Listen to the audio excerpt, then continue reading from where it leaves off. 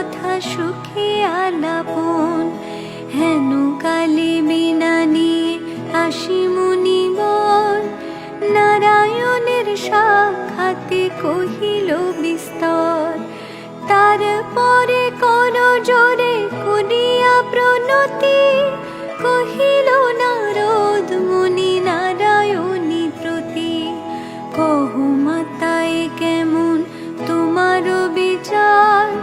চঞ্চলা চপলা প্রায় ফিরে দ্বারে দ্বার, পলকের তরে তব নাহি কোন স্থিতি।